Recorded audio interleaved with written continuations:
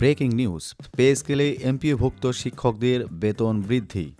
সম্মানিত দর্শক বন্ধুরা, যারা পে স্কেল বিষয়ের সর্বশেষ আপডেটটি পেতে চান তারা অবশ্যই আমাদের চ্যানেলটিকে সাবস্ক্রাইব করে পাশে থাকা বেল আইকনটি অলে ক্লিক করে রাখবেন প্রত্যেকটি ভিডিও নোটিফিকেশনগুলো সবার আগে পাওয়ার জন্য। এখন জেনে নেব বিস্তারিত। নবম পে স্কেল বাস্তবায়ন হলে এমপিওভুক্ত শিক্ষক কর্মচারীদের বেতন বাড়বে কিনা তা নিয়ে নিশ্চয়তা তৈরি হয়েছে।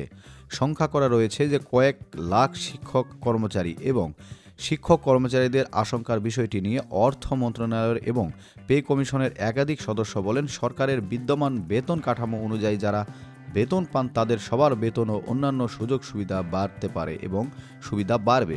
অর্থ মন্ত্রণালয় সূত্রে জানায়, সরকারি বেতন কাঠামোর আওতায় যারা সরকারের কাছ থেকে বেতন পান, নতুন পে স্কেল কমিশন অনুমোদন হলে তাদের সেই নতুন বেতন কাঠামো অনুযায়ী বেতন পাওয়ার কথা। এমপিওভুক্ত শিক্ষকরা সরকারের কাছ থেকে বেতন পেলেও সেটি কিন্তু অনুদান হিসাবে দেওয়া হয়। এছাড়া তারা সরকারি চাকরিজীবীদের মতো অন্যান্য সুযোগ সুবিধা পান না। অনুদান পেলেও তাদের এই অনুদান সরকারই দেয়। এই ছাড়া কিন্তু শিক্ষকদের নির্দিষ্ট বেতন গ্রেড রয়েছে। ফলে পে স্কেল বাস্তবায়ন হলে শিক্ষকদের মূল বেতনের কমিশনের সুপারিশ অনুযায়ী দেওয়ার কথা।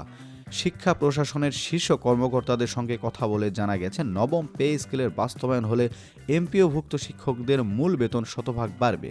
মূল বেতন বাড়লে বৈশাখী এবং উৎসব ভাতাও বাড়বে। তবে শিক্ষকদের বাড়ি ভাড়া বাড়বে 15%, যেখানে সরকারি চাকরিজীবীদের বাড়ি ভাড়া 45 থেকে 60% পর্যন্ত হয়ে থাকে। শুধু বাড়ি ভাড়ায় নয়, চিকিৎসা ভাতা প্রাপ্তির ক্ষেত্রেও বৈষম্যের শিকার হবেন এমপিওভুক্ত শিক্ষকরা। বর্তমানে এমপিওভুক্ত শিক্ষকরা চিকিৎসা ভাতা পান 500 টাকা। নতুন পে স্কেল অনুমোদন হলে সরকারি চাকরিজীবীদের শিক্ষা ভাতা 4,000 থেকে 10,000 টাকা বৃদ্ধি। এই ছাড়া সরকারি চাকরিজীবীদের টিফিন ভাতা বৃদ্ধি পেয়ে 1,000 টাকা হবে। এমপিওভুক্ত শিক্ষকরা এক্ষেত্রে কোনো ভাতাই পাবেন না।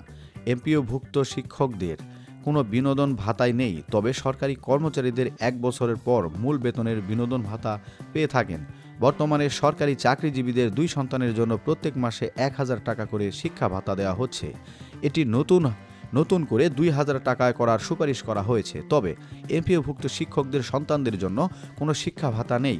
শিক্ষা ভাতা সরকারি কর্মচারীদের সন্তানরা বিশ্ববিদ্যালয়ে পড়া পর্যন্ত কিন্তু পেয়ে থাকবে। দর্শক, পে স্কেলের সর্বশেষ আপডেটটি আমাদের চ্যানেলটিকে জেনে থাকলেন, সেজন্য অবশ্যই আমাদের চ্যানেলটিকে সাবস্ক্রাইব করে পাশে থাকা বেল আইকনটি অলে ক্লিক করে রাখবেন প্রত্যেকটি ভিডিও নোটিফিকেশনগুলো সবার আগে পাওয়ার জন্য। দেখা হচ্ছে পরবর্তী গুরুত্বপূর্ণ ভিডিওতে। ততক্ষণ পর্যন্ত সকলে ভালো থাকবেন। ধন্যবাদ।